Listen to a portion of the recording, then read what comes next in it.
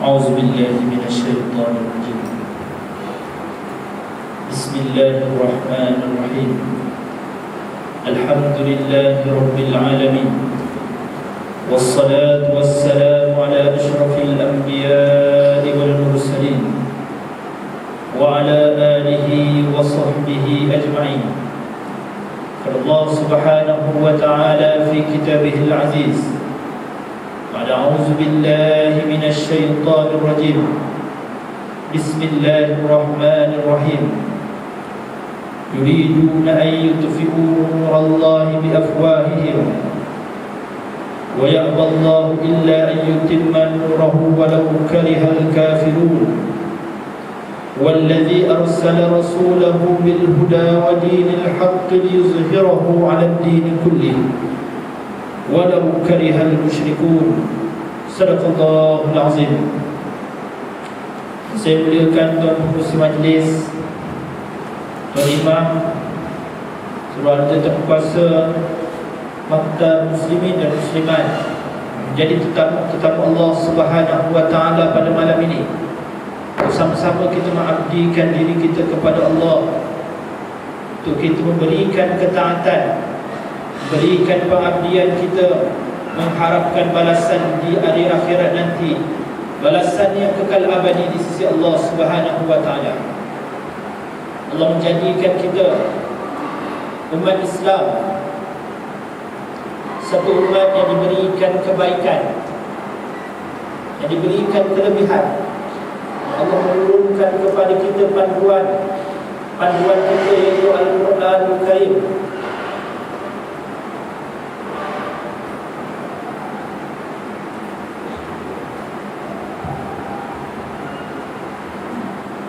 Al-Quran telah menyelamatkan manusia, yang mana satu ketika manusia berada di suatu zaman yang dipanggil jahiliyah, ataupun bahasa Melayunya zaman kebodohan. Ketika mana umat bangsa Arab pada masa tersebut mengalami keruntuhan daripada semua sudut.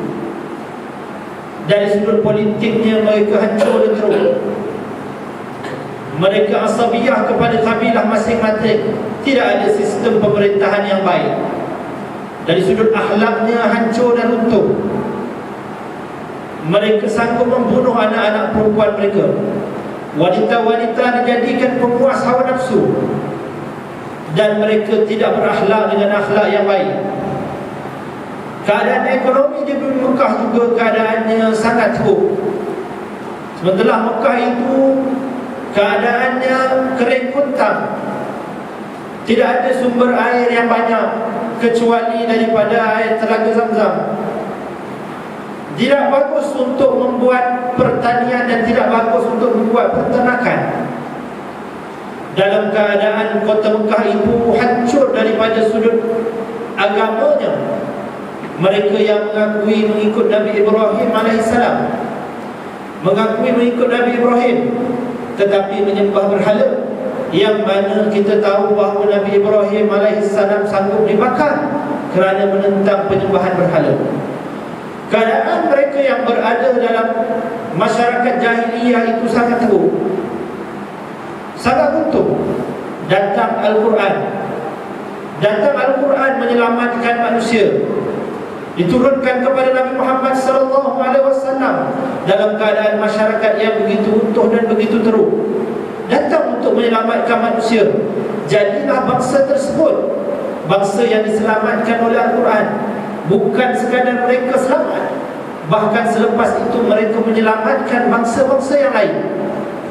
Mereka menjadi pembina kepada tamadun baru dunia, tamadun Islam, yang menumbangkan tamadun Rom dan menumbangkan tamadun Parsi. Maka terbina hebat mereka bukan kerana bangsa Arab hebat, bukan kerana tempat mereka strategik, tetapi kerana Islam yang datang kepada mereka berpandukan dengan Al-Quranul Karim. Maka pada hari ini kita menyambut penurunan Al-Quranul Karim, satu penurunan yang diberikan kepada kita sebagai anugerah oleh Allah Subhanahu wa Ta'ala. Sehingga kan dalam suratul Kahfi Allah memulakan dengan Alhamdulillah allazi anzala ala 'abdihi al-kitab, yang menurunkan kepada hamba-Nya iaitu Nabi Muhammad sallallahu alaihi wasallam Al-Quran. Sebut alhamdulillah ni tak banyak dalam Quran, ada 4 kali je. Awal-awal surah sebut alhamdulillah, antaranya surah Al-Fatihah yang kita semua hafal. Yang mana dalam surah Al-Fatihah sebut alhamdulillah sebab Allah ciptakan seluruh makhluk ini, seluruh alam ini diciptakan oleh Allah Subhanahu wa taala dan dijaga oleh Allah Subhanahu wa taala. Maka pandanglah kita sebut alhamdulillah, sebab nikmat daripada penciptaan alam ini termasuk penciptaan diri kita sendiri sangat besar. Maka kita sebutkan alhamdulillah. Tapi dalam surah Al-Kahfi Allah menyebutkan alhamdulillah kerana nikmat yang satu lagi yang sangat besar, iaitu penurunan Al-Quranul Karim. Penurunan Al-Quranul Karim mestilah kita sambut dengan kesyukuran kepada Allah Subhanahu wa taala kerana ianya nikmat yang sangat besar. Menyelamatkan bangsa Arab yang satu ketika sangat hina menjadi suatu bangsa yang sangat mulia, menjadi suatu bangsa yang membina tamadun baru dunia. Maka ianya kehebatan daripada Al-Quran. Tetapi bila datangnya Islam, Islam tidak datang dengan senang lenang. Ada saja daripada zaman berzaman cubaan-cubaan untuk menentang dan menghancurkan dan melenyapkan Islam.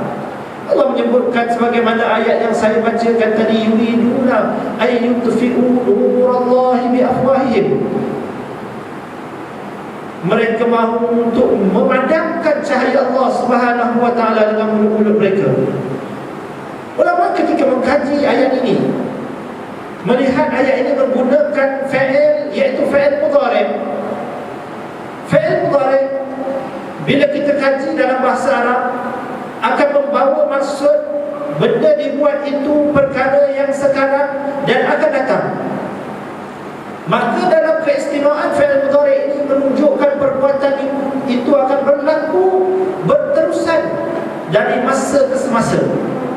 Maksudnya perbuatan nak memadamkan cahaya Allah Subhanahu wa taala itu tidak akan berhenti. Tidak akan berhenti, akan dilakukan oleh musuh-musuh Islam daripada masa ke semasa. Mereka cuba untuk meruntuhkan Islam dari peringkat awalnya. Mereka adalah golongan Quraisy sendiri, orang Arab sendiri, saudara mara Rasulullah sallallahu alaihi wasallam, yang mana kenal dengan Nabi Muhammad, kenal dengan Nabi daripada Nabi kecil. Tapi mereka lah penentang pertama kepada Islam. Mereka tewas apabila dibuka kota Mekah, Fathul Mekah pada tahun ke-8 Hijrah, juga pada bulan Ramadan. Kemudian selepas daripada hijrah muncul satu kelompok lain dinamakan kelompok Yahudi. Kelompok Yahudi yang menjadi musuh kepada Islam. Walaupun Yahudi ini disebutkan berada di Madinah kerana menunggu Nabi akhir zaman. Duduk kat Madinah tu tunggu Nabi akhir zaman, datang daripada seluruh dunia ke bumi Madinah semata-mata nak menunggu Nabi akhir zaman yang disebutkan dalam kitab-kitab mereka. Mereka kenal sifat Nabi Muhammad. Allah menyatakan ya'rifunahu kama ya'rifuna abna'ahum. Mereka kenal dengan dia, iaitu Nabi Muhammad, sebagaimana mereka mengenal anak-anak mereka sendiri. Kenal sangat dengan Nabi Muhammad. Tapi bila Nabi berhijrah daripada Mekah ke Madinah, mereka lah yang menjadi musuh utama kepada Islam, jadi musuh utama kepada Rasulullah sallallahu alaihi wasallam. Kerana harapan mereka Nabi akhir zaman daripada Bani Israel juga, daripada Yahudi juga harapannya. Tiba-tiba daripada bangsa Arab yang selama ini mereka perlekehkan, bangsa yang bodoh, bangsa yang tak ada akhlak, bangsa yang tak ada tamadun, tiba-tiba Nabi daripada bangsa Arab. Maka mereka kata kami tak boleh ikut orang Arab ni. Maka ini mereka menjadi penentang kepada agama Allah Subhanahu wa taala, yang mana Nabi akhir zaman itu ditunggu oleh mereka sendiri. Mereka tewas. Bani Qainuqa tewas, Bani Nadir tewas, Bani Quraizah tewas. Dan ketewasan paling besar berlaku kepada Yahudi ketika mana mereka tewas di bumi Khaybar. Maka Yahudi tewas di tanah Arab. Islam berhadapan dengan berhadapan dengan kabilah-kabilah Arab yang lain. Antaranya kabilah Thaqif yang menyebabkan pertempuran peperangan Hunain. Islam menang melawan kabilah-kabilah Arab yang lain. Selepas itu Islam berhadapan dengan kuasa besar dunia. Setelah semua yang berada di semenanjung tanah Arab tunduk kepada Islam, Islam berhadapan dengan kuasa besar dunia. Antaranya Parsi yang menganut agama Majusi, menyembah api. Sembah api. Api yang membakar manusia, yang membakar benda, mereka sembah dan dianggap api itu sebagai Tuhan. Parsi tumbang pada zaman khilafah Sayyidina Umar Al-Khattab. Islam berhadapan selepas itu dengan Rom. Dengan Rom, empayar yang paling besar di dunia, menguasai dunia pada masa tersebut.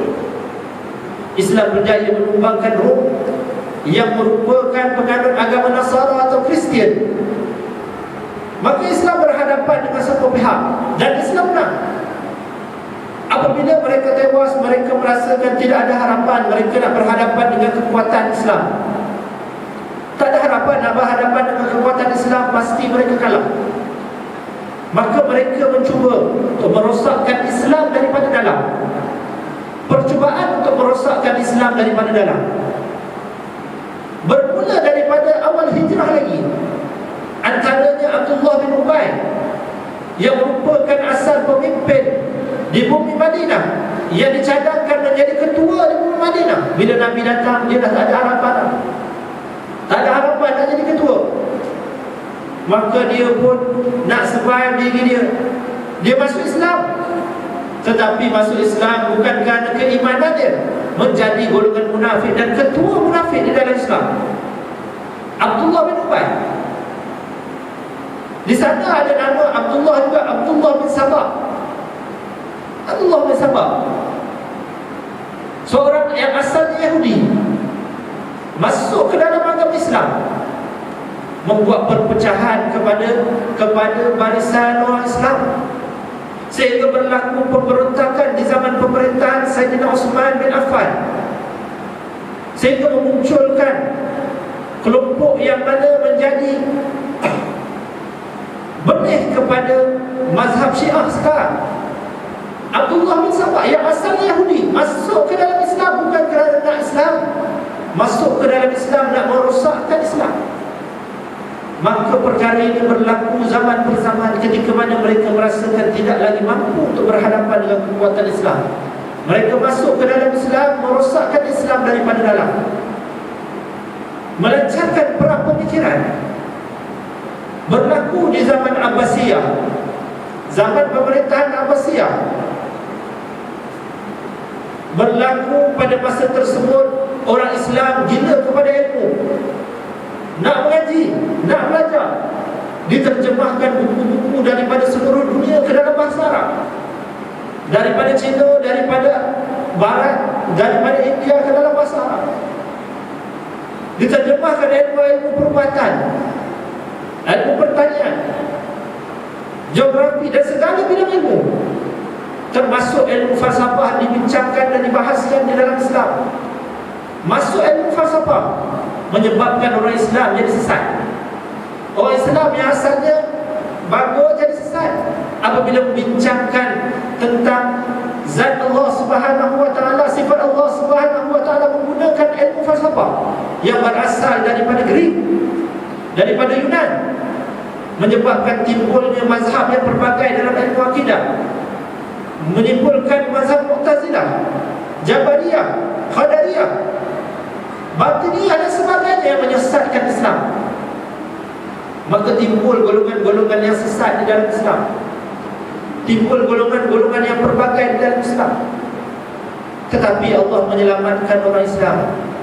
Yuriduna ayyutfi'u nurallah biafwahihim wa ya'ballahu illa ayyutimma nurahu walau karihal kafirun. Allah kan, kecuali Allah menyempurnakan cahaya walaupun dibenci oleh orang-orang yang kafir. Allah sentiasa menyelamatkan orang Islam. Di sebahagian waktu Allah memutuskan pemerintah-pemerintah yang hebat kepada orang Islam, menggantikan Rasulullah SAW seperti Sayyidina Abu Bakar As-Siddiq. Berlaku fitnah murtad pada zamannya. Sayyidina Abu Bakar As-Siddiq menjadi wira pembela kepada Islam, menyelamatkan umat Islam daripada gejala murtad. Munculkan Sayyidina Umar, Sayyidina Uthman, Sayyidina Ali.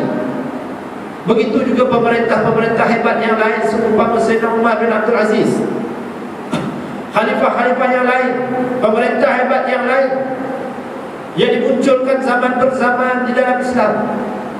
Tapi tak semua zaman pemerintah jadi baik.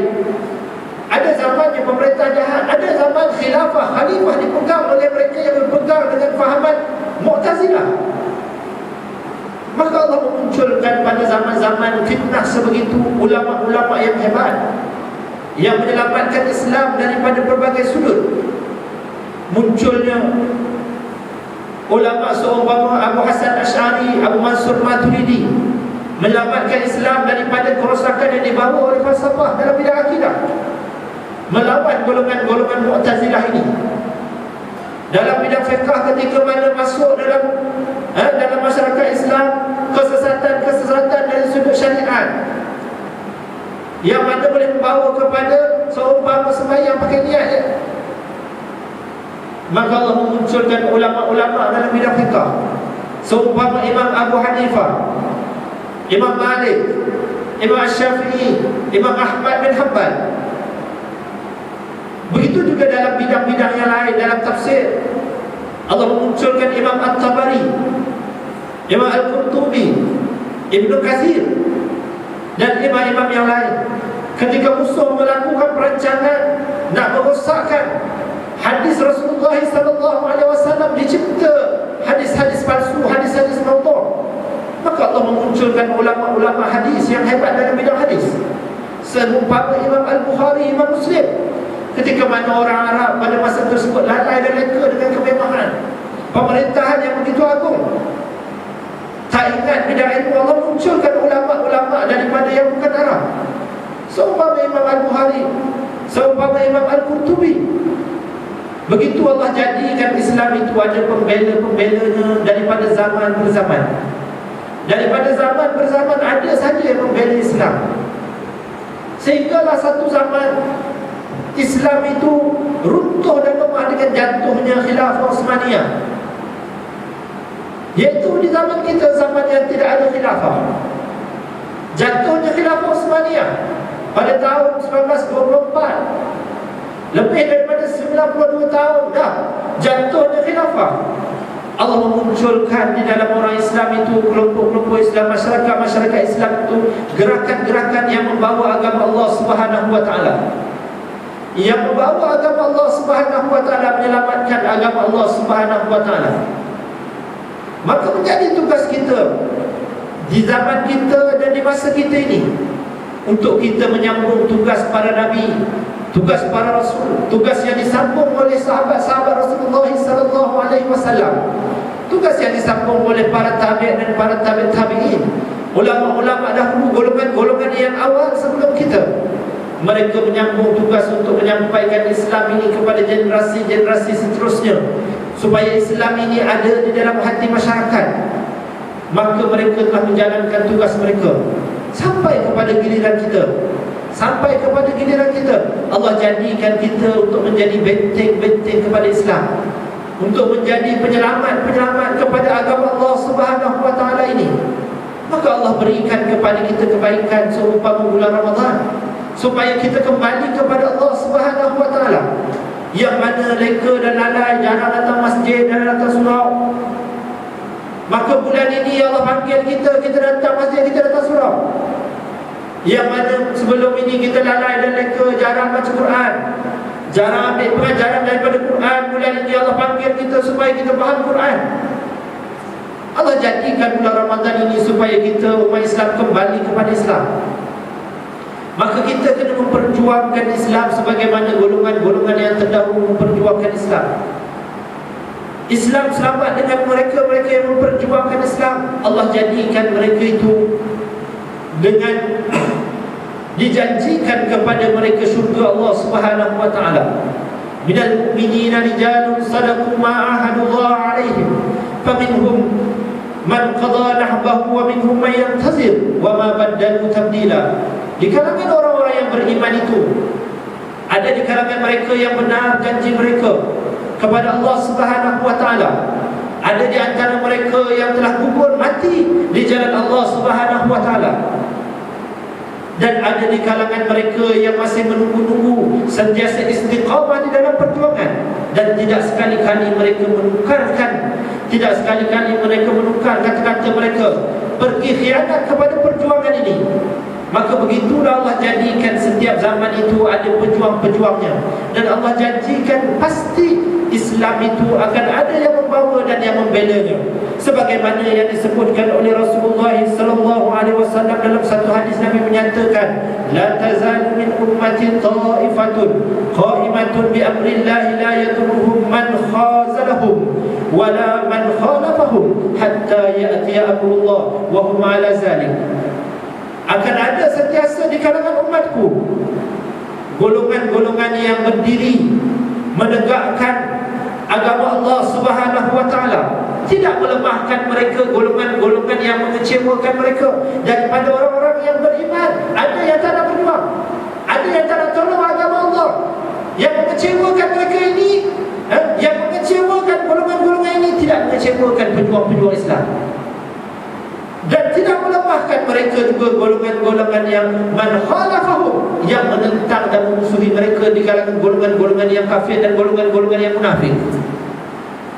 Maka mereka tidak lemah, walaupun tak ramai sokongan daripada orang Islam, walaupun ditentang hebat oleh orang-orang kafir dan orang-orang munafik. Hatta ya'tiyahum amrullah, sehinggalah datang kepada mereka ketetapan daripada Allah, sama ada mereka mendapat kemenangan ataupun mereka syahid di jalan Allah Subhanahu wa taala, wa hum ala zalik, dalam keadaan mereka istiqamah, dalam keadaan berjuang di jalan Allah Subhanahu wa taala. Maka Allah menjanjikan kemenangan kepada Islam. Allah menjanjikan kemenangan kepada Islam. Maka Allah liyazarul mu'minina ala ma antum alaihi hatta yamizal khabitha minat tayyib. Allah menjanjikan kemenangan kepada orang Islam, tetapi kadang-kadang kalah. Kadang-kadang kalah. Kalah pula Ustaz, mana? Maka Allah menyatakan kekalahan itu sebab apa? Allah tidak akan membiarkan. Maka Allah liyazarul mu'minin ala ma antum alaihi. Allah tidak akan membiarkan orang beriman itu bercampur baur dengan orang beriman, dengan golongan-golongan munafik. Takkan dibiarkan bercampur dalam satu kelompok. Hatta yamizal khabisa minat tayyib, sehinggalah Allah membezakan, memisahkan kelompok-kelompok yang baik dengan kelompok-kelompok yang buruk ini. Maka Allah berikan kekalahan kepada Islam satu ketika, kadang-kadang kalah, untuk memisahkan benda-benda buruk daripada yang baik. Nak membuang kotor-kotor, nak membuang benda-benda yang buruk, maka mereka-mereka yang mana hatinya tidak bersih akan tersingkir daripada perjuangan. Wa ma kana Allahu liyatli'akum 'alal ghaib walakin Allah yajtabi min rusulihi man yasha fa aminu billahi wa rusulihi wa in tu'minu wa tattaqu falakum ajrun 'azim. Pun begitu Allah menjanjikan kepada Islam di akhirnya kemenangan yang pasti.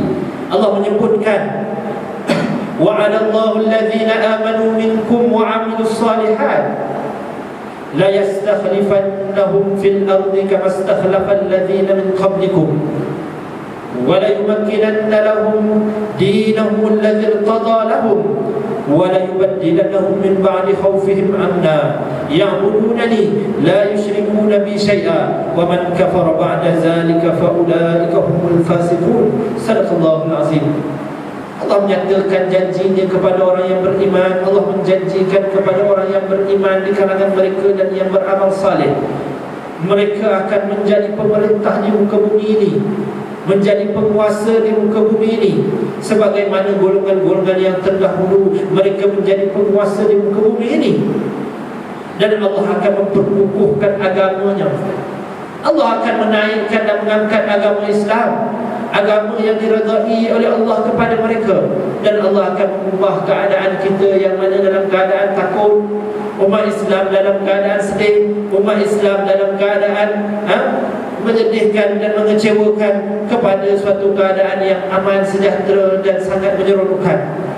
Ya'budunani la yusyrikuna bi syai'a. Manusia menyembah kepadaku, Allah kata, mereka tidak mensyirikkan kepada aku sedikit pun. Siapa yang kafir selepas itu, mereka tergolong di kalangan golongan-golongan yang jahat. Maka Allah menjanjikan kemenangan kepada orang Islam. Sepatutnya kita lah yang merupakan tentera-tentera yang membawa kemenangan tersebut, yang memegang obor kemenangan tersebut.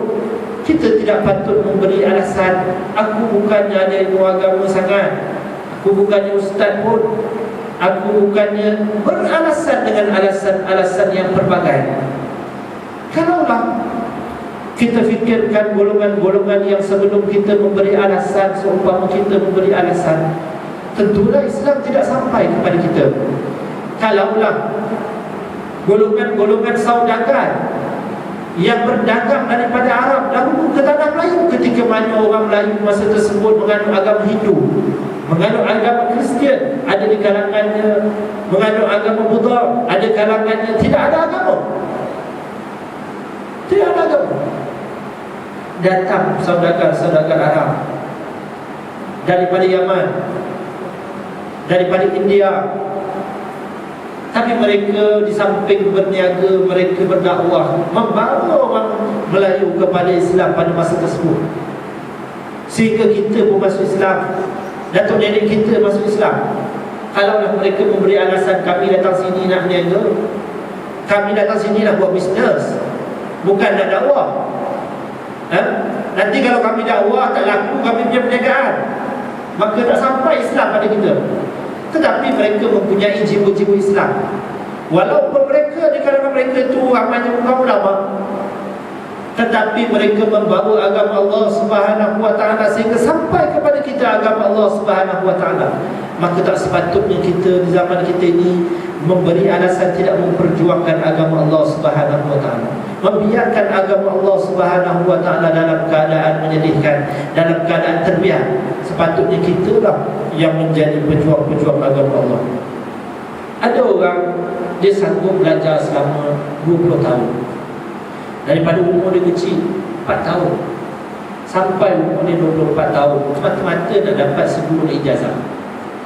Semata-mata nak dapat 10 ijazah, 20 tahun dia belajar. Kata pada dia belajar lama-lama ni buat apa?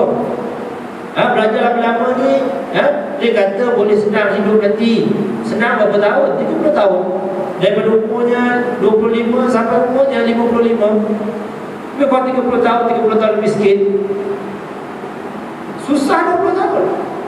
20 tahun susah, kena belajar, masuk kelas, kena magang, kena buat kerja, habis duit, habis masa, letih. 20 tahun letih untuk senang 30 tahun. Sanggup manusia.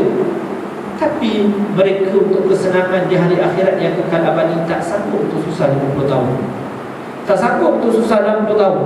Tak sanggup untuk susah 40 tahun hidup di dunia. Sedangkan di hari akhirat bukan balasannya 50 tahun. Bukan balasan syurga itu 500 tahun. Bukan balasan syurga 5,000 tahun.